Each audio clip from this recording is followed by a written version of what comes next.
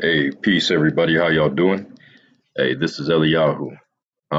Today I'm going to be playing a clip of Marvin Sanguinetti, PhD, about the prologue of John being an appendix to the text of the gospel. And so, what does that mean? Well, an appendix is a section, usually at the end of an academic text, where you include extra information that doesn't fit into the main text itself. So basically, what you'll see is when somebody will mention in academia that something is an appendix to the actual text or the original text, it means it was something that was not originally a part of that text. So in the clip I'm going to play, you're going to see Marvin Sanguinetti, PhD.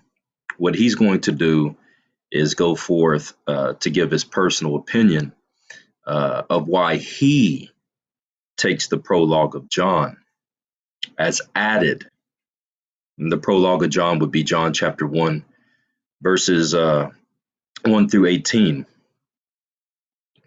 and why he thinks it is added to the actual original gospel of John.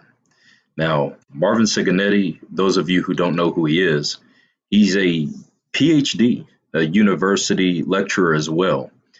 I know he's done university lecturing at the Christ the Redeemer College in London. He's a lecturer in theology and religious studies, biblical studies, Christian theology. He has both an undergraduate, a BA, and a postgraduate graduate MA levels. This includes the supervision of marking and dissertations. He currently covers and has covered the modules of critical thinking and study skills, hermeneutics and homiletics, charismatic and Pentecostal theology, cross-cultural missions, church growth perspectives, spirituality and popular culture, media culture and psychology, systematic theology, and Christian doctrines, sociology of religion. So he has taught on various subjects in theology and religious studies, and his current interest, as far as I know to date, is analytic theology and philosophical theology. I'm reading this from a source that he has provided. It says, my doctoral research was, quote, a hermeneutical entry into the Jewish and Christian Trinitarian monotheistic categories, with special reference to oneness Pentecostalism, end quote. So without further ado, what I'm going to do is I'm going to play the information here and provide it for those of you who may be interested. And putting this on the record, and here we go. Dealing with John's prologue, I've heard a lot of people quote it, but I'm interested in your own personal view with your accumulated knowledge of John's prologue, mainly concerning the Logos and the Logos being in the beginning and all things being made through the Logos, verses 1 through 3, and verses 9 through 11, where it says that he was in the world and the world was made by him and the world knew him not. And then going into 14 and 15, where it speaks about the word being made flesh. Do you see this in your personal view as the writer identifying that very word, which was in the beginning with God, as necessarily becoming an actual human being?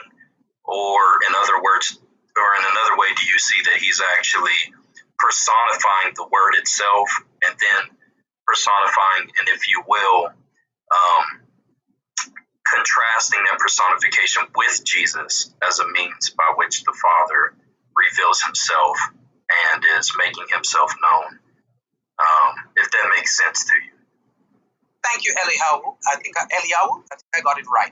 Okay. Yes. I actually think what you have explained here, and I'm very familiar with the Unitarian perspective, of course, from Dr. Dale Tuggy and his work and stuff of that nature. So, I'm somewhat familiar with the take on that. My own take, as you've asked me, is that I take, trying to remember his name, oh my goodness, but I take a particular scholarly perspective of the prologue. looking at the various stanzas of the prologue. The question is the prologue a particular poem? Is it a hymn? And those are the things we must settle on first. Was the prologue appended to John? And I seems to follow that argument from scholars, because what we find in the first 18 verses, we find explanations of them later in John, but we find nowhere else where Jesus is called the Logos, specifically called the Logos. So that's my first issue. To answer your question, in John 1:1, you have the Logos and the Athatos, which is the Logos as rational thought. You have the what we call the Logos prophorikos, which is the Logos as thoughts uttered, right?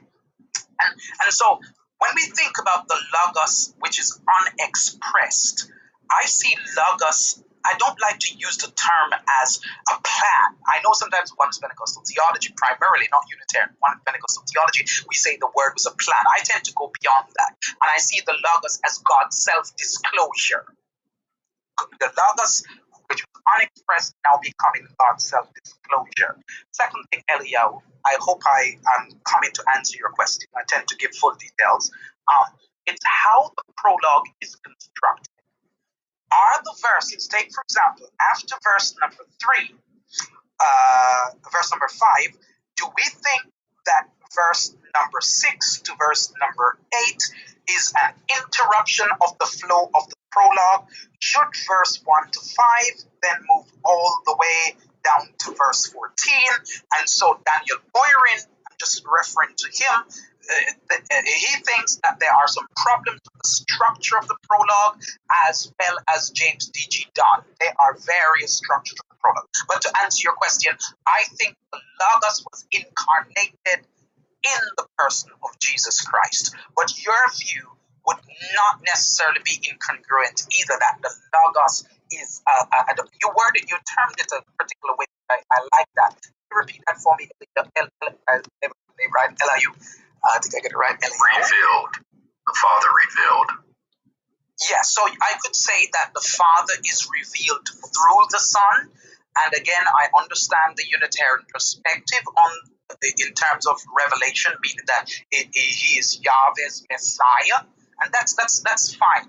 But I go further than that because of the divinity of the Logos that the Christ represents, right? And I not just representational, but incarnational. And I think we definitely differ from the Unitarian perspective in that light. If I'm slightly sounding vague, I'm slightly tired because I'm going a long time. That's okay. I just have one concise follow-up. With your viewpoint, what was the strongest swaying evidence for you of a scholarly standpoint that John's prologue is an appendix, that it was actually not a part of the original gospel? Okay, and I'm quite sure that Dr. Dale Tuggy, famous Unitarians, or Anthony Buzzard would agree with this. The central piece of the entire Gospel of John, we call it G. John. I identify that in our earlier discussion is John 20:28 through 31. And 28 primarily, and Thomas answered and said unto him, Okurias mukai o theos mu, my Lord and my God. Then we move down to 31. These are written that he might believe that Jesus Christ is the Son of God. So here, Eliyahu, we have a Son of God Christology. But in John, we have a Logos Christology. And that Logos Christology doesn't seem to follow through the rest of John. So that's where scholars have, and mine personally, draw the distinction that John, the prologue, might be an appended to John, as opposed to be part of the original, the fuller writings of John. So it's really the Christologies. If you want further reading on this, Eliyahu, and please forgive me if I'm pronouncing your name wrong, Raymond E. Brown wrote a book, An Introduction to Christology, and if you could find that for me, guys, it's a little book, Introduction to Christology, Raymond E. Brown, and he has identified the distinctions here between Son of God Christology versus Logos Christology. So that's why some have argued, Eliyahu, that there is a distinction between the prologue itself and the rest of John. And we are at pains to find, like James R. White seems to suggest, that the prologue is the bookend for John. We can find light and darkness in the rest of John, that idea of Jesus being the light.